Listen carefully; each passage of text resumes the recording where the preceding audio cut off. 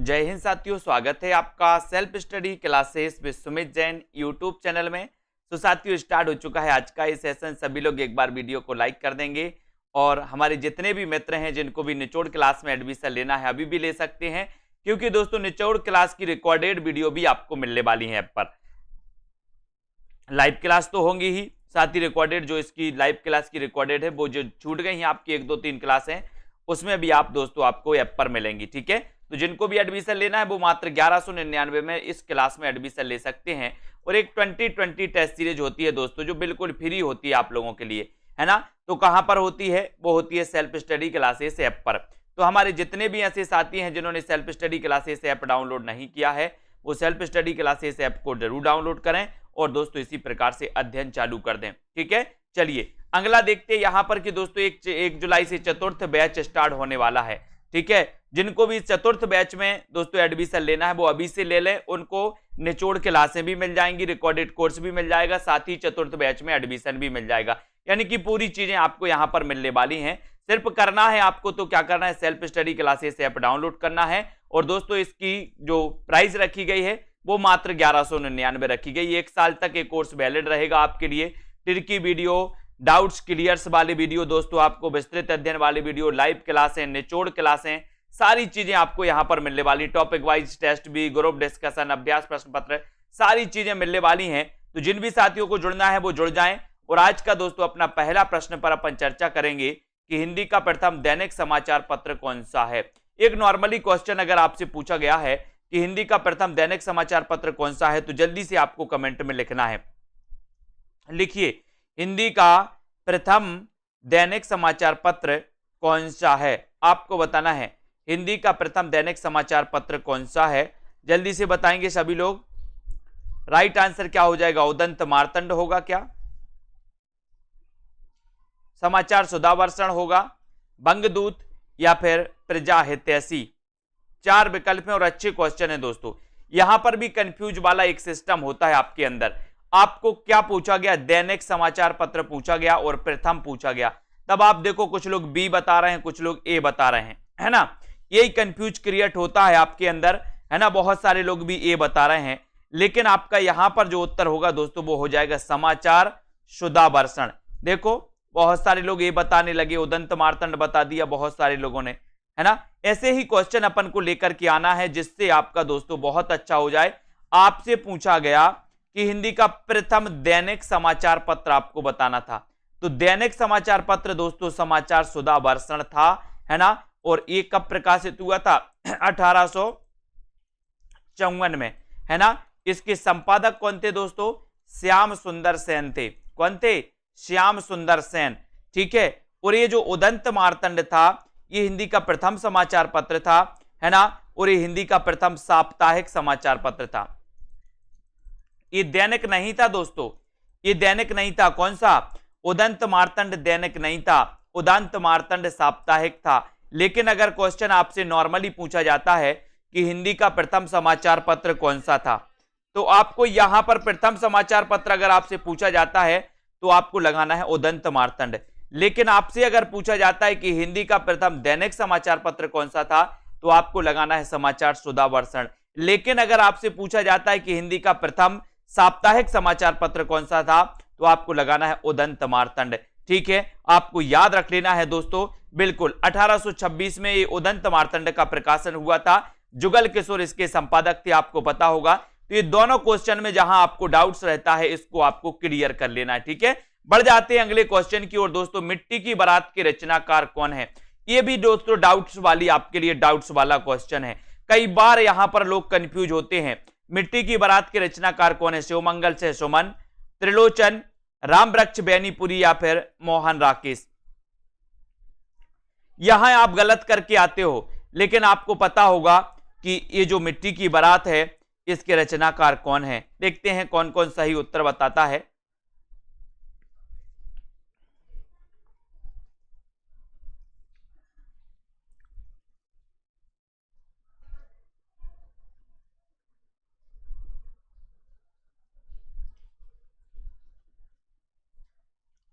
जिनको दोस्तों ए पता था उन्होंने ए लगा दिया, जिनको बी पता था उन्होंने बी लगा दिया, और जिनको ए पता था कि ये जो मिट्टी की बारात दोनों की है, उन्होंने ए बी लगा दिया, है ना।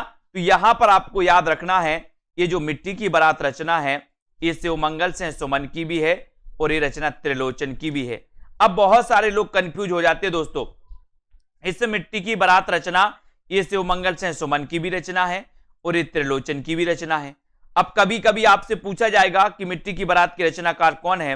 कुछ लोग पढ़ लेते हैं कि शिवमंगल से सुमन, और कुछ लोग नहीं पढ़ पाते तो त्रिलोचन लगाते हैं। अब वो बोलते हैं सर ये तो त्रिलोचन की रचना है, ठीक है। तो इनको आपको याद करना है कि शिवमंगल से सुमन और त्रिलोचन ये दोनों की नाम है, इसको आपको याद रखना है। मिट्टी की बारात, ऐसा अगर आपसे पूछा जाता है कि मिट्टी की बारात की रचनाकार कौन है, तो आपके ऑप्शन में इन दो में से एक दोस्तों विकल्प होगा आपके लिए, है ना। तो ये आपका याद रख लेना, ये मिट्टी की बारात नाम से दोनों की रचनाएं हैं। अगला क्वेश्चन है ढोला मारूरा दूहा के रचनाकार कौन है। अब यहां भी दोस्तों आपको बहुत कंफ्यूज क्रिएट होता है, देखते हैं कौन कौन सही बताता है ना। अपना दोस्तों सेशन ही चल रहा है कंफ्यूज क्लियर वाला। ढोला मारूरा दूहा, इसके रचनाकार कौन है, सभी लोग बताएंगे, बताइए कौन कौन सही बता रहा है।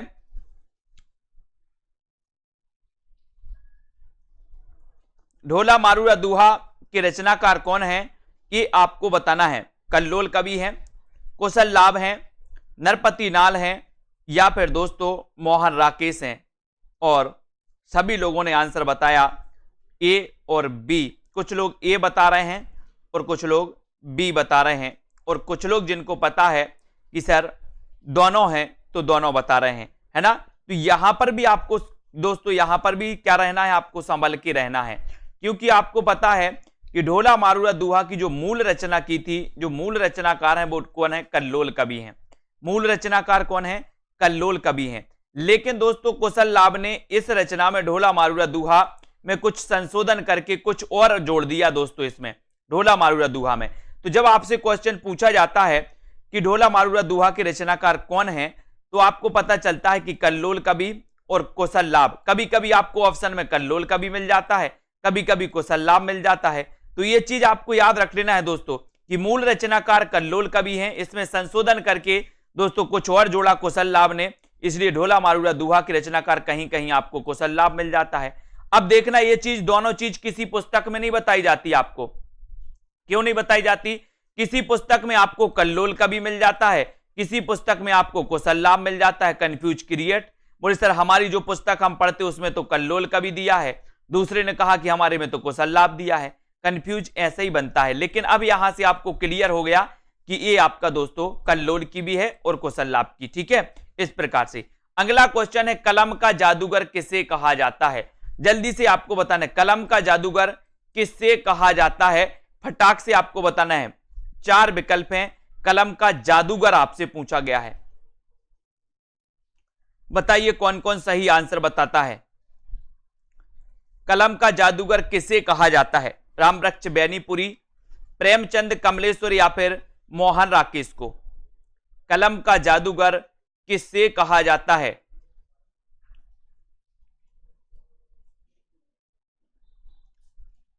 बहुत अच्छा प्रश्न है दोस्तों। कलम का मजदूर, कलम का सिपाही, है ना। अब कलम का जादूगर आपसे पूछा गया तो बहुत सारे लोग इसमें भी कंफ्यूज होंगे, है ना।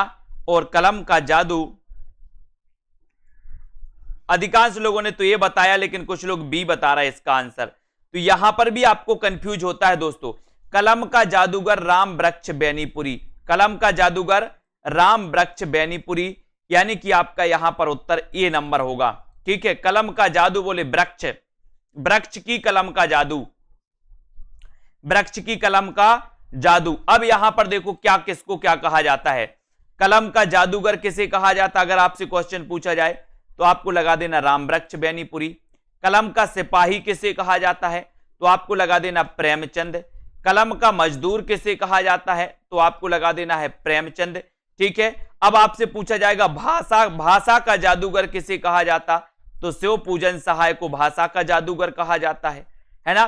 शब्दों का जादूगर किसे कहा जाता है, तो शब्दों का जादूगर दोस्तों कमलेश्वर को कहा जाता है। और बिंब का जादूगर किसे कहा जाता है, तो केदारनाथ सह को बिंब का जादू कहा जाता है।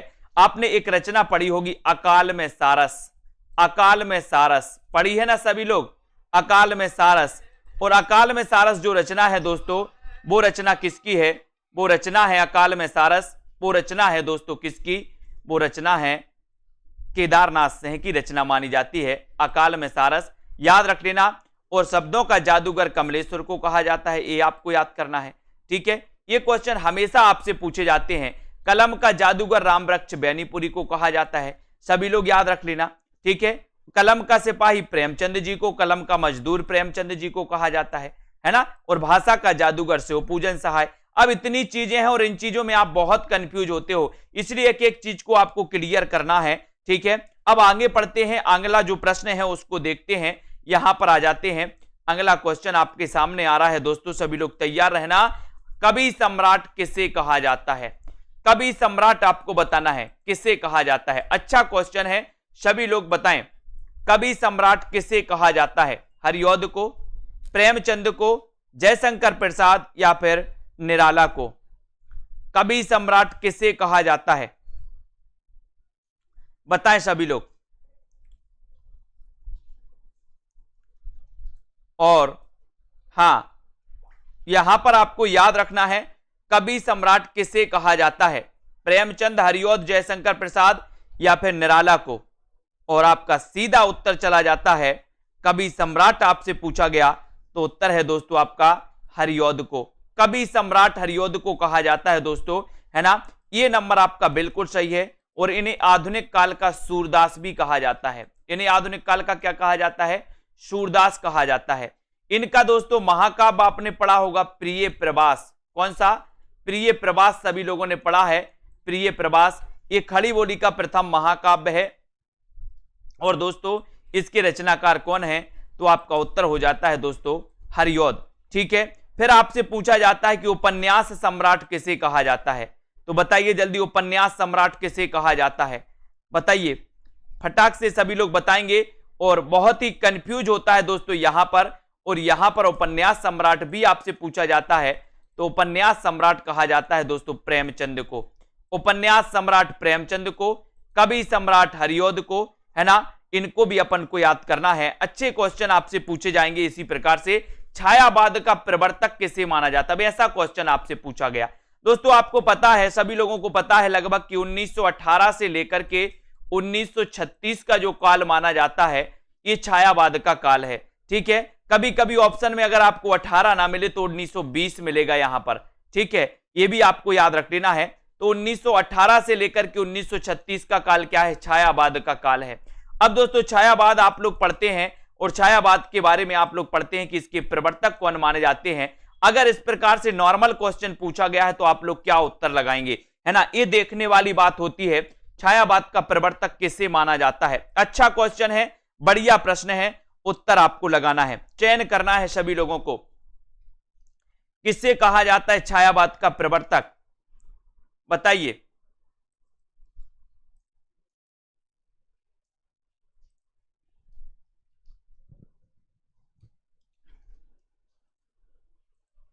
छायावाद का प्रवर्तक किसे माना जाता है? और आपने बिल्कुल सही आंसर लगाया। अगर इस प्रकार से क्वेश्चन आएगा कि छायावाद के प्रवर्तक कौन है, तब आपका उत्तर जयशंकर प्रसाद होगा। क्या होगा? जयशंकर प्रसाद, यानी कि ये नंबर आपका बिल्कुल सही हो जाएगा दोस्तों, ठीक है।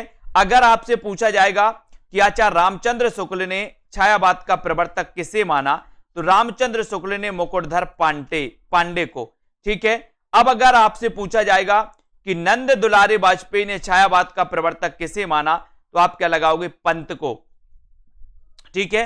अगर आपसे पूछा जाएगा कि ईलाचंद्र जोशी ने छायावाद का प्रवर्तक किसे माना, तो आप किसे लगाओगे? जयशंकर प्रसाद को, ठीक है। तो यहां से ये चारों जो प्रश्न हैं दोस्तों, उनको आपको बहुत अच्छे से पढ़ना है। अगला क्वेश्चन आपकी स्क्रीन पर है, राग गोविंद किसकी रचना है? राग गोविंद की रचनाकार कौन है? मीराबाई हैं, जयदेव हैं, तुलसीदास हैं या फिर सूरदास हैं? बताइए। इन क्वेश्चनों को आपको अच्छे से पढ़ना है क्योंकि डाउट्स वाले क्वेश्चन है दोस्तों, है ना। और मैंने पहले भी आपको इन क्वेश्चनों को पढ़ाया है और फिर से आप लोग इसको पढ़ रहे हैं, तो आपको निश्चित ही ये डाउट्स जो हैं क्लियर हो जाएंगे, है ना। अब आपको बताना है कि राग गोविंद के रचनाकार कौन है। सभी लोग बताएंगे मीराबाई, जयदेव, तुलसीदास या फिर सूरदास। और बहुत बढ़िया आंसर आपने बताया है कि सर राग गोविंद, और एक आता है दोस्तों कौन सा, गीत गोविंद। एक आता है गीत गोविंद। एक रचना आपसे पूछी जाती है कि गीत गोविंद के रचनाकार कौन है, तो गीत गोविंद के रचनाकार आपको पता होगा दोस्तों कि इसके रचनाकार जयदेव हैं। कौन है, गीत गोविंद के रचनाकार जयदेव। लेकिन राग गोविंद, गोविंद से किया, राग गोविंद से किसने किया, बोले सर मीराबाई ने। तो राग गोविंद के रचनाकार कौन होंगे, मीराबाई होंगी, है ना। और गीत गोविंद के रचनाकार कौन है, तो गीत गोविंद के रचनाकार जयदेव हैं। ठीक है, तो गीत गोविंद जयदेव और राग गोविंद मीराबाई, है ना। बहुत बढ़िया, सभी लोगों ने आंसर बिल्कुल राइट बताया है। अगला क्वेश्चन है सरस्वती पत्रिका के संस्थापक कौन थे। अच्छा क्वेश्चन है, सभी लोग बताएंगे सरस्वती पत्रिका के संस्थापक कौन थे। वीडियो को सभी लोग लाइक जरूर करते रहना, अपने मित्रों तक शेयर कर दें। जिन भी साथियों को एडमिशन लेना है सेल्फ स्टडी क्लासेस ऐप को डाउनलोड कर लें, और दोस्तों आप एडमिशन ले सकते हैं मात्र 1199 में। सरस्वती पत्रिका के संस्थापक कौन है, सभी लोग बताएंगे। 4 विकल्प आपके सामने है, देखते हैं कौन कौन सही उत्तर बताता है और कौन कौन यहां पर कंफ्यूज होता है।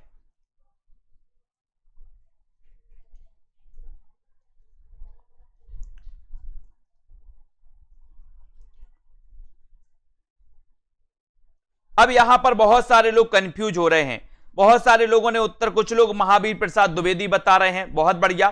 कुछ लोग चिंतामणि घोष बता रहे हैं, बहुत बढ़िया। कुछ लोग श्याम सुंदर दास बता रहे हैं, है ना। अब देखना 3 ही उत्तर आ रहे हैं, कुछ लोग ए, कुछ लोग बी और कुछ लोग सी बता रहे हैं। तो ये चीज आपको समझनी है दोस्तों, यही चीज मैं आपको बताने वाला हूं कि आप लोग इतने कंफ्यूज हो, इतने कंफ्यूज हो, पढ़ते जाते हो, लेकिन जो कंफ्यूजन वाला सिस्टम रहता है उसको आज तक समझने का प्रयास नहीं किया कि आखिर हम जो पढ़ रहे हैं, पढ़ते जा रहे हैं, यहां मिला यहां पढ़ लिया, वहां मिला वहां, सब कुछ उठाया पढ़ लिया, लेकिन आपको ये चीज समझनी तो है। अगर इस प्रकार से क्वेश्चन आता है कि चिंतामणि सरस्वती पत्रिका के संस्थापक कौन है, तो संस्थापक दोस्तों चिंतामणि घोष हैं। कौन है, चिंतामणि घोष हैं, याद रख लेना, है ना। सरस्वती पत्रिका के संस्थापक बताना है तो संस्थापक चिंतामणि घोष। ठीक है, अगर संस्थापक की जगह होता प्रथम संपादक कौन थे, तो आपको लगाना था प्रथम संपादक थे दोस्तों श्याम सुंदर दास, है ना। अगर आपसे पूछा जाता कि दोस्तों सरस्वती पत्रिका के 1903 में संपादक कौन बने, तो 1903 में बने थे महावीर प्रसाद द्विवेदी, है ना। और 1920 तक ये रहे दोस्तों, 1920 तक ये रहे, ये भी आपको याद रखना है। ठीक है, 1903 से ये बने, है ना। इस प्रकार से आप लोग याद रखें। तो ये चीज सरस्वती पत्रिका के संस्थापक आपको याद रखना है कि कौन थे, चिंतामणि घोष थे। ठीक है, ये आपको याद रख लेना। और 1920 तक महावीर प्रसाद द्विवेदी, और उसके बाद दोस्तों देवी प्रसाद बने थे सरस्वती पत्रिका के संपादक। ठीक है, ये सारी चीजें सरस्वती पत्रिका को आपको क्लियर करना है। सरस्वती पत्रिका 1900 ईस्वी में दोस्तों ये निकली थी, और इसी 1900 ईस्वी से ही द्विवेदी युग का प्रारंभ माना जाता है। इसको भी आपको क्लियर कर लेना है। अगला क्वेश्चन है, प्रेम और रोमांस का कवि किसे कहा जाता है। एक अच्छा क्वेश्चन आपकी स्क्रीन पर है, सभी लोग बताएंगे प्रेम और रोमांस का कवि किसे कहा जाता है। उत्तर आपका क्या हो जाएगा, हरिवंश राय बच्चन, रामेश्वर शुक्ल अंचल, जल्दी बताएंगे, अज्ञे या फिर रामचंद्र शुक्ल। प्रेम और रोमांस का कवि किसे कहा जाता है। इतने अच्छे अच्छे क्वेश्चन हैं दोस्तों कि आपको भी मजा आएगा, और जब एग्जाम में पूछे जाएंगे तो आप गलत करके नहीं आओगे। इन्हीं नॉर्मल क्वेश्चन को आप गलत करके आते हो, है ना, और बोलते हो सर कि इतने सरल क्वेश्चन क्यों लाते हो, है ना। ये तो हमसे बनते हैं, मैं जानता हूं आपसे बनते हैं, लेकिन मुझे पता है कैसे बनते हैं आपसे, है ना। अब प्रेम और रोमांस का कवि अगर आपसे पूछा जाता है तो आप क्या बताओगे, है ना। तो बहुत सारे लोगों ने बी बता दिया और कुछ लोगों ने बताया ए। कुछ लोग चकरा खा गए। प्रेम और रोमांस का कवि आपसे पूछा गया, उत्तर आपका चला जाता है रामेश्वर शुक्ल अंचल, रामेश्वर शुक्ल अंचल। लेकिन दोस्तों अगर यहां पर होता आपका क्षय रोमांस का कवि, क्षय रोमांस का कवि किसे कहा जाता है, क्षय रोमांस का कवि किसे कहा जाता है, तब आपका उत्तर होता हरिवंश राय बच्चन।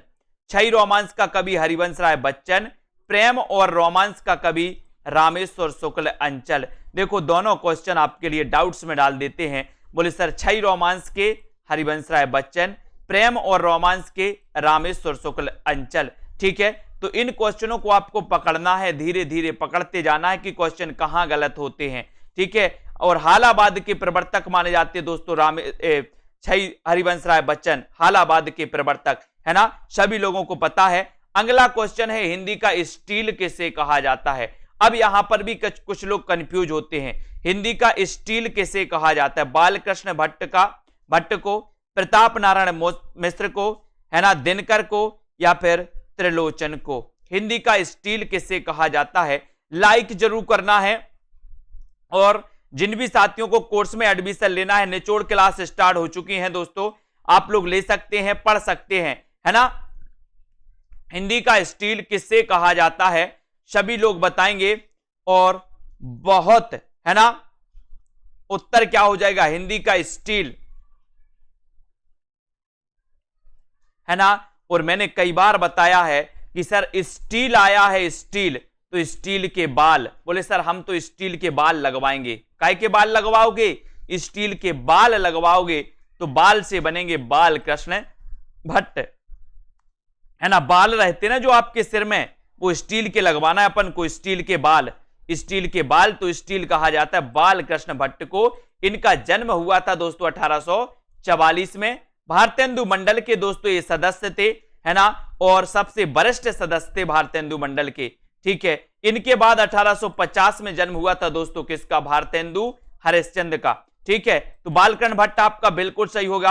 अब आपसे अगर पूछा जाए कि हिंदी का एडिशन कैसे कहा जाता है, हिंदी का एडिशन, तो हिंदी का एडिशन कहा जाता है प्रताप नारायण मिश्र, है ना।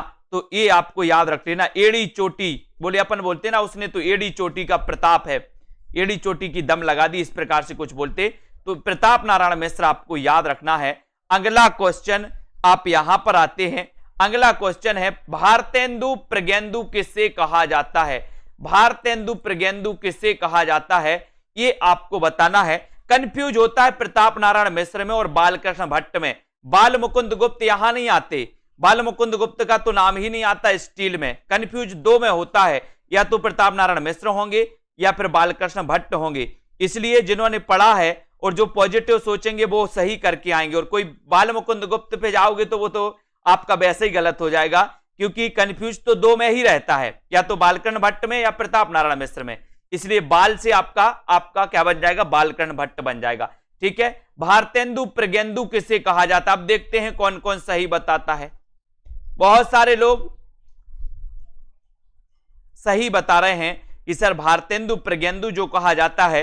कुछ लोगों ने ए उत्तर लगा दिया, लेकिन बहुत सारे लोग, अधिकांश लोगों ने सी उत्तर लगाया, जो कि बहुत अच्छा है। और मुझे भी अच्छा लगा कि आप लोगों ने बिल्कुल सही बताया है कि सर भारतेंदु प्रज्ञेंदु जो कहा जाता है वो नाथूराम शर्मा शंकर को कहा जाता है ना। और आपका उत्तर सी नंबर जो है, सा नंबर, वो बिल्कुल सही हो जाता है। भारतेंदु प्रज्ञेंदु किसे कहा जाता है, नाथूराम शर्मा शंकर को।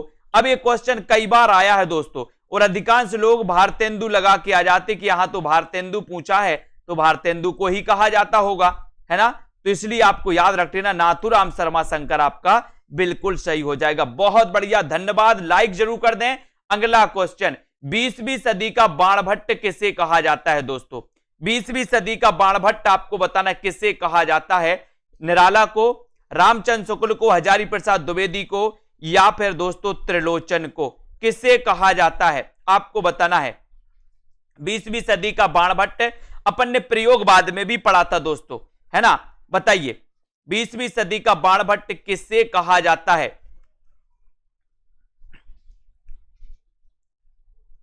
20वीं सदी का बाणभट्ट किससे कहा जाता है। और बिल्कुल सही आंसर आपका चला जाता है कि सर 20वीं सदी के जो बाणभट्ट हैं, है ना, वो कहे जाते हैं, कौन कौन कहे जाते हैं, हजारी प्रसाद द्विवेदी। इनका उपनाम है दोस्तों, उपनाम है 20वीं सदी का बाणभट्ट, है ना, किसका, हजारी प्रसाद द्विवेदी का। इनका जन्म कब हुआ था, 1907 में हुआ था दोस्तों, हजारी प्रसाद द्विवेदी का। इन्होंने हिंदी साहित्य के आदिकाल को आदिकाल नाम दिया था, है ना। और हिंदी साहित्य का आदिकाल नाम से इन्होंने एक ग्रंथ भी लिखा है, हिंदी साहित्य की भूमिका नाम से इन्होंने एक ग्रंथ भी लिखा है ना। हिंदी साहित्य का उद्भव और विकास नाम से इन्होंने एक ग्रंथ लिखा है। इन्होंने कबीर नाम से दोस्तों एक आलोचनात्मक कृति भी लिखी है, कबीर नाम से।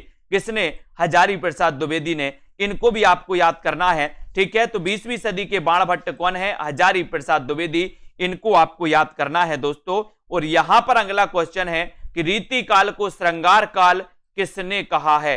रीति काल को श्रृंगार काल किसने कहा? एक क्वेश्चन भी कंफ्यूज वाला होता है, वो आता है क्वेश्चन, 100% आता है। जितना ये क्वेश्चन सरल है उतनी बार ये क्वेश्चन पूछा भी गया है। अब आपसे पूछा जाएगा कि रीति काल को श्रृंगार काल किसने कहा? बोले सर इतना सरल क्वेश्चन। हाँ सरल क्वेश्चन है, लेकिन गलत करके आते हो इसी क्वेश्चन को। बताइए किसने कहा है? विश्वनाथ भी है, मिश्र बंधु भी है, कौन कौन सही बता रहा है देखते हैं। सभी लोग बताएंगे। और देखो कुछ लोग बी बता रहे हैं बीच बीच में, बहुत बढ़िया, है ना क्रिएट वाला। ये दोस्तों कंफ्यूज क्रिएट वाला जो प्रश्न है, ये रीति काल को श्रृंगार काल किसने कहा? मैंने आपको कई बार याद करवाया कि सर श्रृंगार तो विश्व के लोग करते हैं, श्रृंगार तो विश्व के लोग करते, विश्व के, तो विश्वनाथ, है ना, यहां पर वाह होना था, विश्वनाथ प्रसाद ने रीति काल को श्रृंगार काल कहा। और श्रृंगार काल में अपन ने देखा था दोस्तों कि यहां पर रीति काल में देखा था कि रीति काल की जो स्थिति थी वो दयनीय स्थिति थी, है ना। और आपको पता है कि सर ये जो रीति काल है साहित्य के पतन का काल था, है ना। अब सामाजिक पतन का काल था, सामाजिक पतन का काल था रीति काल। और स्त्रियों की दशा बहुत खराब थी रीति काल में, अपन ने पढ़ा है ना। और यहां पर आपको पता है दोस्तों कि रीति काल को श्रृंगार काल कहने वाले विश्वनाथ हैं। और आपको पता होगा कि रीति काल को 3 काव्य धाराओं में बांटा था। किसने बांटा था? आपको पता है रीति काल को 3 काव्य धाराओं, रीतिबद्ध, रीति सिद्ध और रीति मुक्ति, 3 काव्य धाराओं में किसने बांटा था? यह भी आपको पता होनी चाहिए, है ना। और मिश्र बंधुओं ने क्या कहा था? मिश्र बंधुओं ने अलंकृत काल कहा था। मिश्र बंधुओं ने क्या कहा था दोस्तों?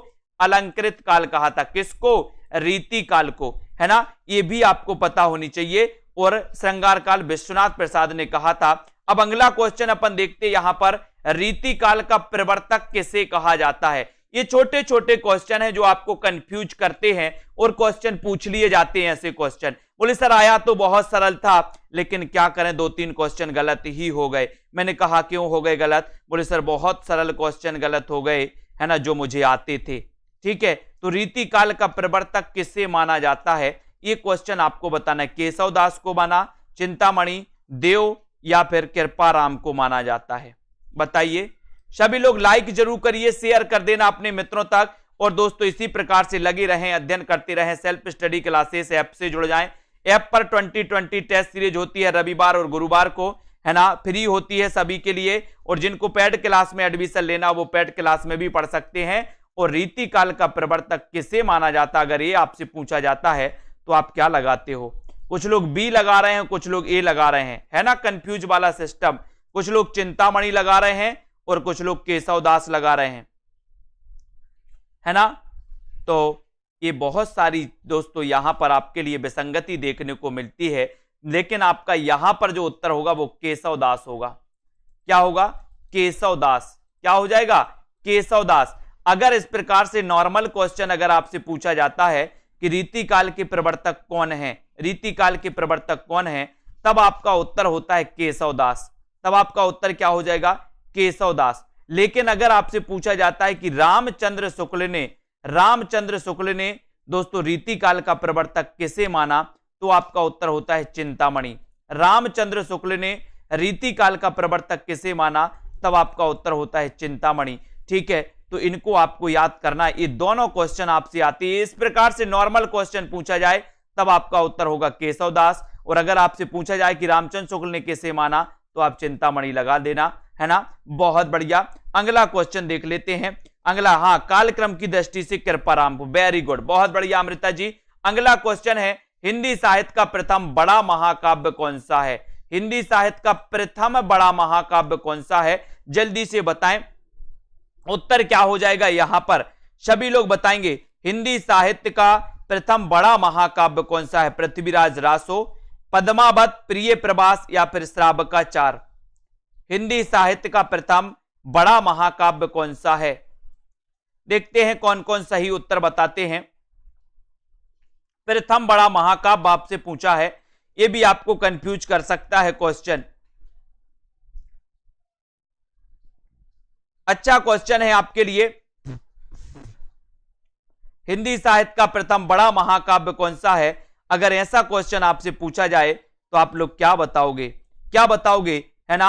आप लोगों को ने बताना है कि दोस्तों प्रथम बड़ा महाकाव्य आपसे पूछा गया, तब आपका उत्तर हो जाएगा पद्मावत। कौन सा है? पद्मावत। यह हिंदी साहित्य का प्रथम बड़ा और दोस्तों प्रथम प्रमाणिक महाकाव्य माना जाता है।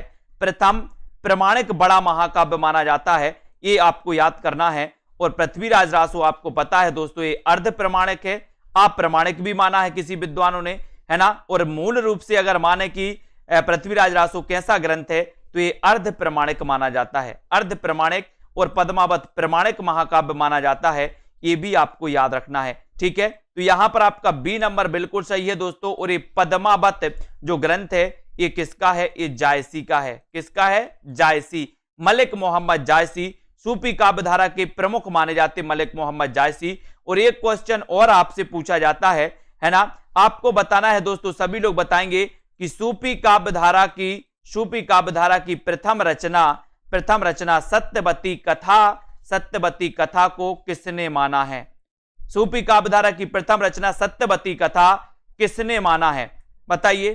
प्रथम रचना सत्यवती कथा, ऐसे अगर आपसे पूछा जाए कि सत्यवती कथा सूफी काव्यधारा की प्रथम रचना है, ये किसने माना? किसने माना? बताइए, सभी लोग बताएंगे, है ना? सभी लोग बताएं।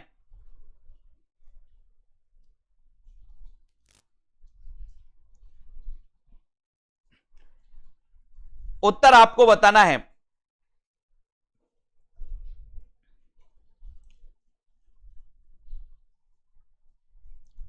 बताएं जल्दी से, किसने माना है? हजारी प्रसाद द्विवेदी ने माना है। हजारी प्रसाद द्विवेदी, ये आपका बिल्कुल सही आंसर हो जाएगा। ठीक है, आपने बिल्कुल सही आंसर बताया, बहुत बढ़िया। अगले क्वेश्चन की ओर बढ़ते हैं। अगला क्वेश्चन आपको यहां पर पूछा गया, अनित्य किसकी रचना है? अनित्य किसकी रचना है, ये आपको बताना है। अनित्य किसकी रचना है? बताइए, अनित्य किसकी रचना है? बदी-उज-जमा की है, मृदुला गर्ग की है, प्रतिभा अग्रवाल की है या फिर अलका सराबगी की है? अनित्य के रचनाकार कौन माने जाते हैं? और बताइए, अनित्य, कुछ लोग बी बता रहे हैं, कुछ लोग ए बता रहे हैं और कुछ लोग सी बता रहे हैं, है ना? और आपका बिल्कुल सही आंसर चला जाता है दोस्तों। यहां पर याद रख लेना, ठीक है? यहां पर दोस्तों याद रखेंगे अपन कि जो बदी-उज-जमा है, इनकी ये क्या है? कहानी है। ठीक है, और मृदुला गर्ग का ये क्या है? उपन्यास है ना? उपन्यास। ठीक है, तो अनित्य बदी-उज-जमा की क्या है? कहानी। और अनित्य उपन्यास है किसका? मृदुला गर्ग का। अब आपसे पूछा जाएगा कि अनित्य उपन्यास के रचनाकार कौन है, तो उपन्यास पूछा जाए तो मृदुला गर्ग, और अनित्य कहानी किसकी है? तो बदी-उज-जमा। यानी कि यहां पर दोनों उत्तर आपके लिए दिए हैं। ठीक है, बदी-उज-जमा और अनित्य। बहुत बढ़िया। अगला क्वेश्चन है, पीली आंधी उपन्यास किसका है? पीली आंधी उपन्यास किसका है? पीली आंधी, बहुत बढ़िया प्रश्न है, कई बार एक क्वेश्चन पूछा गया है दोस्तों।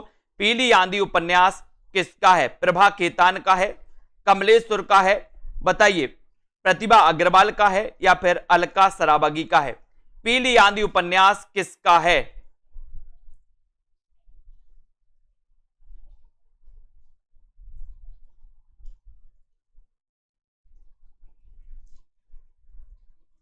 पीली आंधी उपन्यास किसका माना जाता है? तब आपका उत्तर चला जाता है। सभी को पता है कि सर पीली आंधी जो उपन्यास है वो पीली आंधी उपन्यास किसका है? ये आपको याद रखना है कि ये है दोस्तों प्रभा खेतान। खेतन में क्या आती है? पीली आंधी आती। खेतन जाते आप, है ना, खेत जाते, अगर सरसों बो दिया जाए खेत में तो पीली आंधी आ जाती। जब ये फूलता है तो पीली आंधी खेतन में आती है तो खेतान हो जाएंगे। लेकिन यहां से एक क्वेश्चन और आपका क्रिएट होगा दोस्तों, है ना। यहां पर देख लेते अपन, काली आंधी एक कमलेश्वर की रचना है दोस्तों, बहुत बढ़िया। काली आंधी जब अगर आपसे पूछा जाए, ये पीली आंधी है और काली आंधी पूछी जाए अगर, काली आंधी, तो काली आंधी कमलेश्वर की रचना है दोस्तों, काली आंधी। ठीक है, तो इनको आपको याद रखना है, काली आंधी कमलेश्वर, का से काली और का से कमलेश्वर। ठीक है, पीली आंधी खेतन में तो खेतान। ठीक है, काली आंधी हो या पीली आंधी आपको याद रखना है। क्वेश्चन कोई भी पूछा जाए, नहीं तो कभी काली आंधी पूछ लिया जाए और अब प्रभा खेतान लगा दो, नहीं, पीली आंधी खेतन में आती है और का से काली और का से कमलेश्वर। इसमें डाउट्स को ऐसे क्लियर कर सकते हैं। ठीक है, सभी लोगों ने वीडियो को लाइक किया है कि नहीं किया, जल्दी से बताओ। रश्मि किसकी रचना है? यहां भी बहुत सारा कंफ्यूज है आपको। रश्मि किसकी रचना है? महादेवी वर्मा की है, दिनकर की है, प्रतिभा अग्रवाल की है या फिर अलका सराबगी की है? रश्मि किसकी रचना है? रश्मि किसकी, एक पूछी जाती है रश्मि रथी, है ना, और एक पूछी जाती है रश्मि। और बताइए किसकी रचना है रश्मि? सभी लोग लाइक जरूर कर दें, वीडियो को अपने मित्रों तक शेयर करते रहें दोस्तों। सेल्फ स्टडी क्लासेस ऐप को जरूर डाउनलोड कर लें और जिन भी साथियों को एडमिशन लेना है, निचोड़ क्लासेस स्टार्ट हो चुकी हैं और यहां पर रश्मि अगर आपसे पूछा गया तब तो आपका उत्तर सीधा महादेवी वर्मा आप लगा दोगे। लेकिन यहां पर एक क्वेश्चन और होता है दोस्तों कि रश्मि रथी, कौन सी? रश्मि रथी। ठीक है, रश्मि रथी ये जो रचना है दोस्तों, ये दिनकर की मानी जाती है, दिनकर, है ना। और दिनकर आपको पता है कि इनका जन्म हुआ था 1908 में, किसका? दिनकर जी का। ठीक है, और रश्मि ये महादेवी वर्मा की रचना है। और आपसे एक क्वेश्चन और पूछा जाता है दोस्तों कि महादेवी वर्मा की वो रचना कौन सी है जो बौद्ध धर्म से प्रभावित मानी जाती है? बताइए किस किस से क्वेश्चन बनेगा। महादेवी वर्मा की वो रचना कौन सी है जो बौद्ध धर्म से प्रभावित मानी जाती है? वो रचना कौन सी है जो बौद्ध धर्म से प्रभावित है? कमेंट में सभी को लिखना है। अरुण जी, रेखा जी, विश्वास जी। रश्मि किसकी रचना? ये तो आपने बता दिया महादेवी वर्मा। रश्मि रथी किसकी रचना? ये भी आपने बता दिया दिनकर की। लेकिन आपको बताना है कि महादेवी वर्मा की वो रचना कौन सी है जो बौद्ध धर्म से प्रभावित मानी जाती है। देखते हैं कौन कौन सही उत्तर बताता है, सभी लोग बताएंगे। वीडियो को लाइक जरूर कर लेना, अपने मित्रों तक शेयर करते रहें, इसी प्रकार से जुड़े रहें साथियों, है ना। और गुरुवार और रविवार जो हिंदी साहित्य की फ्री टेस्ट सीरीज होती है, उस फ्री टेस्ट सीरीज में आप लोग भाग ले सकते हैं, है ना। और बौद्ध धर्म से प्रभावित जो रचना मानी जाती है दोस्तों, किसकी? महादेवी जी की, वो रश्मि ही मानी जाती है ना। याद कर लेना, रश्मि याद कर लेना दोस्तों। नेक्स्ट क्वेश्चन है, पिता कहानी के लेखक कौन है? पिता कहानी के लेखक कौन है ये बताइए। पिता आपको क्या देते हैं? महीप से हैं, ज्ञान रंजन, धीरेन्द्र अस्थाना या फिर अलका सराबगी? पिता कहानी के लेखक कौन माने जाते हैं? पिता कहानी के लेखक आपको चयन करना है ना। क्या हो जाएगा राइट आंसर?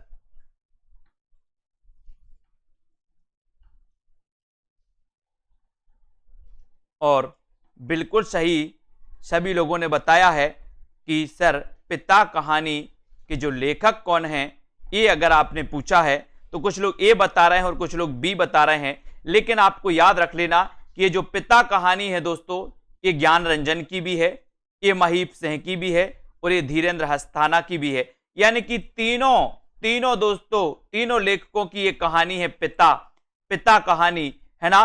तो ज्ञान रंजन की भी पिता कहानी है, महीप सिंह की भी पिता कहानी है, धीरेन्द्र अस्थाना की भी पिता कहानी है। तो ये तीनों लेखक आपको पता चल गया। अब आपसे पूछा जाएगा पिता कहानी किसकी है, तो इन तीन में से ऑप्शन में एक आपको मिलेगा, या तो आपको ज्ञान रंजन मिलेगा, या आपको महीप सिंह मिलेगा, या आपको धीरेन्द्र अस्थाना मिलेगा, है ना। तीन में से जब आपको एक मिल जाए तो आप एक में टिक लगा देना। इसलिए तीनों रचनाएं, तीनों जो लेखक हैं वो आपके सामने हैं।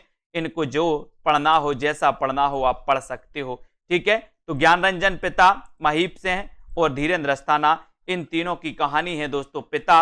इसको याद रखना। सभी लोग दोस्तों इस निचोड़ क्लास में जरूर एडमिशन लेने, आपको बहुत फायदा होगा, है ना। और इसी प्रकार से आप लोग अध्ययन चालू रखें, वीडियो को लाइक शेयर करें अपने मित्रों तक और इसी प्रकार से लगे रहें, है ना। और दोस्तों एक 2020 टेस्ट सीरीज जो आप लोगों के लिए करवाई जाती है, गुरुवार और रविवार को 2 दिन करवाई जाती है सप्ताह में, है ना। और वो कहां पर होती है, वो ऐप पर होती है, ऐप पर होती है। तो ऐप आप डाउनलोड कर सकते हो सेल्फ स्टडी क्लासेस का, और वो टेस्ट सीरीज लगा सकते हो। पहली जितने भी टेस्ट सीरीज हुई हैं वो भी आपको ऐप पर लगाने को मिल जाएंगी, और जो आने वाली हैं वो भी लगाने को आपको मिलेंगी, है ना। तो ये सेल्फ स्टडी क्लासेस का प्ले स्टोर में सर्च करना है, सेल्फ स्टडी क्लासेस, और ऐप को डाउनलोड करके दोस्तों पढ़ सकते हो, ठीक है। हाँ, बहुत बढ़िया, धन्यवाद हमारे सभी साथी, मीनाक्षी, प्रतिमा जी, ज्योति जी, अत्यांश जी, बहुत बढ़िया, ठीक है। पिता कहानी ज्ञान रंजन की बहुत पूछी जाती है, बिल्कुल। नरेश जी, दारसू, अजय, शशि जी, आयुक्त जी, है ना, बहुत बढ़िया। सभी साथी, रश्मि पाठक, श्वेता जी, राधिका जी, हेमानी जी, कार्तिक सिंह जी, और रीता यादव, उदय यादव जी, पूनम जी, सभी साथी बिल्कुल बहुत बढ़िया। अच्छा लगा, सभी साथी इतने अच्छे से पढ़ते हैं। अनीता जी, दारसू, प्रीति जी, ज्योति, शैलेश जी, पूजा जी, नवदीप, रेखा जी, पूजा वर्मा जी, अनिल जी, कुलदीप जी, है ना, और अखिलेश जी, रोहित जी, प्रियंका, रंजना जी, कुबेर माझी जी, ठीक है। और पढ़ते रहें दोस्तों ऐसी चीजों को जो आपको कंफ्यूज क्रिएट करती हैं, है ना। संध्या, सीमा जी, अशोक जी, प्रमिला जी, प्रिया जी, हरजेश जी, बहुत बहुत धन्यवाद।